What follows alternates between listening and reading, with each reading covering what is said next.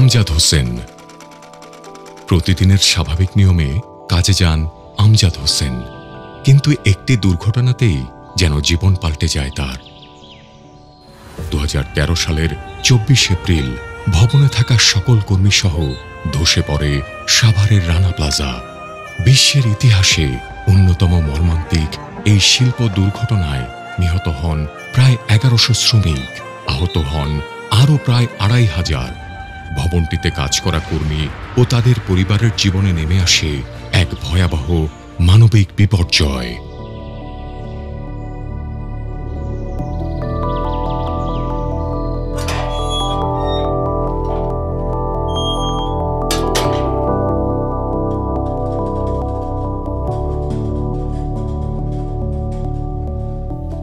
স্বাভাবিক কাছ থেকে প্রায় বছর দেড়েক লাগে গেছে। যেখানে সুস্থতা ছিলাম, দৌড়াদৌড়ি করে বেড়াইছিলাম বা যেখানে খুশি সেখানে ঠিকভাবে যাওয়া যেত, কিন্তু বাড়িতে আসার পর দেখা যায় অ্যাক্সিডেন্ট বা সেরকম তারা হয় না।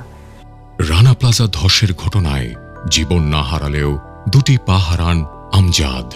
পরিবারের কর্মক্ষম মানুষটি যেন মুহূর্তের মধ্যেই পঙ্গুত্ব বরণ করে সমাজ ও পরিবারের গ্লানিতে পরিণত হন। যখন জ্ঞান আসলো, একটু বুঝি, তখন শুয়ে থাকি ঠিক আছে, কিন্তু ভাবি যে আসলে ভাবনাও আসে না মাথার মধ্যে, কি করি, কি করব, কি করলে জীবন চলবে। কর্মঠ পোশাক শ্রমিক আমজাদ পরিবারের ওপর বোঝা হতে চাননি। অদম্য ইচ্ছাশক্তি ও প্রবল উদ্যমী মানসিকতার মাধ্যমে ঘুরে দাঁড়ানোর চেষ্টা করেন তিনি। আর তার এই দিন বদলে সঙ্গী হিসেবে পাশে পান বাংলালিংককে।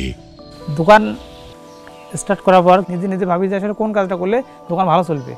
আসলাম যে লোড কিভাবে দেওয়া যায়। আমি নিজে নিজে চিন্তা করছি যে কাকে ধরিয়ে সিমগুলো নেওয়া যাবে, কার মাধ্যমে সিম নিলে ব্যবসা করা যাবে। বাংলালিংকের একজন উনি পোস্টার লাগাইত, মনু নাম, উনি কিন্তু মারা গেছে। কেন জানি আমার দোকানে আসার পর আমাকে বললো, কি ব্যাপার, তোমার দোকানে কি কোনো লোডের সিম নেই? না তো ভাই।